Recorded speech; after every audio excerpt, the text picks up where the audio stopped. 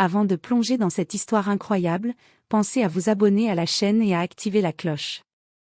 Ici, chaque récit a quelque chose à dire, et vous ne voudrez pas en manquer un seul. Dans une petite ville tranquille, une femme aux manières hautaines dirige son immeuble avec une poigne sévère. Elle est connue pour son attitude raciste, refusant souvent l'entrée ou le service à certaines personnes sans raison valable. Ce matin-là, elle remarque un homme noir qui tente de passer la porte principale. Immédiatement, elle se précipite vers lui avec un ton autoritaire.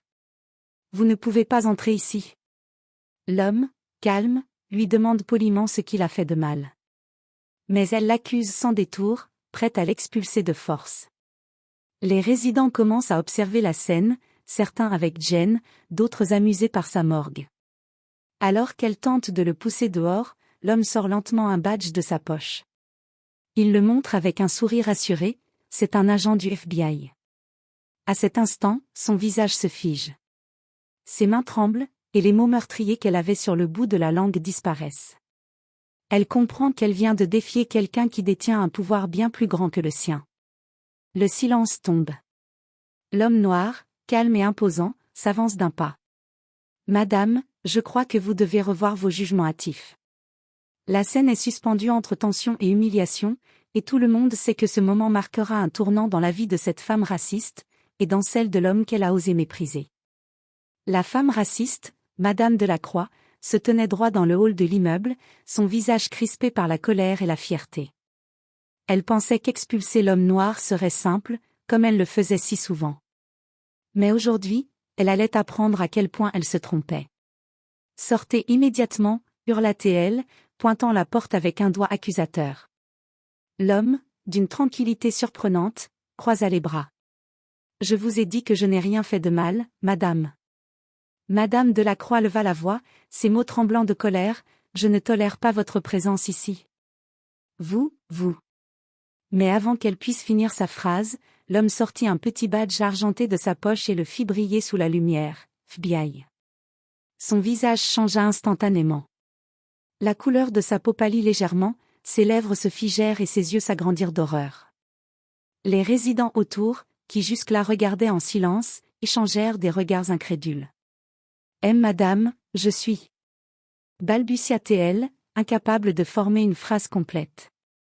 L'agent du FBI avança d'un pas calme mais autoritaire. « Madame Delacroix, il semble que vous ayez des comptes à rendre pour votre comportement discriminatoire. » Elle recula instinctivement, ses mains tremblantes, sa voix devenue presque inaudible. « Je ne savais pas. » « Vous ne saviez pas, ou vous pensiez que personne ne vous verrait ?» répliqua-t-il, son regard perçant transperçant son arrogance. Les autres habitants se rapprochèrent, observant la scène avec fascination. Chaque mot de l'agent faisait rétrécir l'orgueil de Madame Delacroix. Elle, qui se croyait intouchable, venait de se retrouver face à une puissance qu'elle ne pouvait contrôler. Le FBI ne tolère pas le racisme ni les abus de pouvoir, madame. Et avec cette phrase, tout son monde s'écroula. Son arrogance, ses jugements hâtifs, sa haine, tout cela s'était retourné contre elle en un seul instant. Le silence tomba, lourd et dramatique, tandis que l'homme noir, calme et imposant, s'avançait encore d'un pas. Madame Delacroix savait, dans le fond d'elle-même, que cette humiliation resterait gravée dans sa mémoire pour toujours. Le lendemain matin, Madame Delacroix, encore secouée par l'humiliation de la veille, tenta de reprendre le contrôle. Elle parcourait nerveusement les couloirs de l'immeuble, cherchant à retrouver son assurance d'antan. « Personne ne me ridiculise impunément », marmonna-t-elle en serrant les poings. Elle décida de convoquer une réunion avec le conseil de copropriété, espérant justifier ses actions. Mais avant même qu'elle ne commence à parler, une voix ferme résonna derrière elle. « Madame Delacroix, nous devons parler de votre comportement d'hier. » Elle se retourna et vit l'homme noir du FBI, accompagné d'un autre agent. Son cœur fit un bond. Elle voulait mentir, se justifier, mais aucune excuse ne semblait suffisante pour échapper à son regard perçant. « Madame, » dit l'agent, « les accusations de discrimination et d'abus de pouvoir sont graves.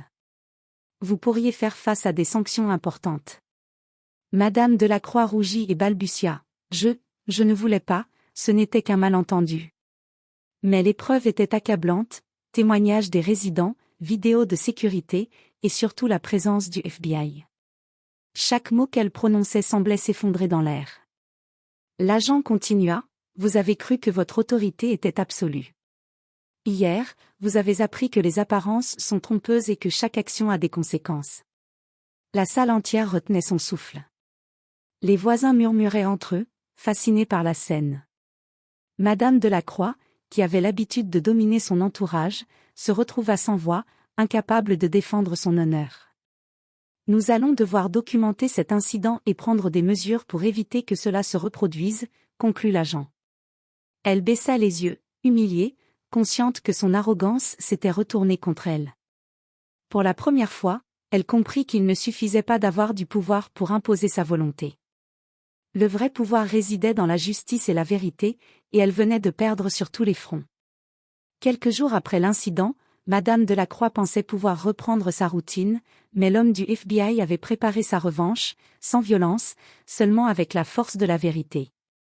L'agent convoqua une réunion publique avec tous les résidents de l'immeuble. Les murmures allaient bon train, certains étaient curieux, d'autres se réjouissaient de voir la femme raciste confrontée à ses actes. Quand elle entra dans la salle, elle sentit immédiatement le poids des regards. Son cœur battait la chamade. L'homme du FBI se leva et s'adressa à l'Assemblée. « Hier, nous avons été témoins d'un incident qui nous rappelle que le racisme et l'abus de pouvoir ne doivent jamais être tolérés.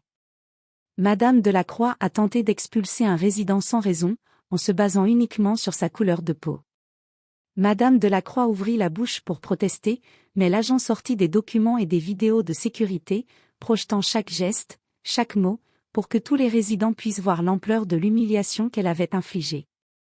« Chaque action a une conséquence, » continua l'agent calmement.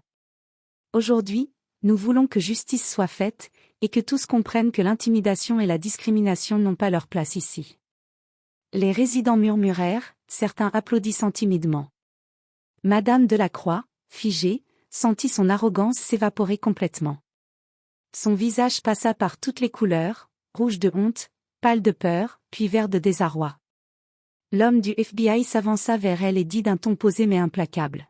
« Madame Delacroix, vous avez eu votre chance de corriger vos erreurs. Aujourd'hui, le monde entier voit ce que vos actions ont réellement été. » Elle détourna les yeux, incapable de prononcer une seule phrase. Chaque mot qu'elle aurait voulu dire semblait s'être volatilisé face à l'évidence. Les résidents, témoins de sa chute, se rendirent compte que le pouvoir ne venait pas de l'autorité arbitraire, mais de la justice et de la vérité.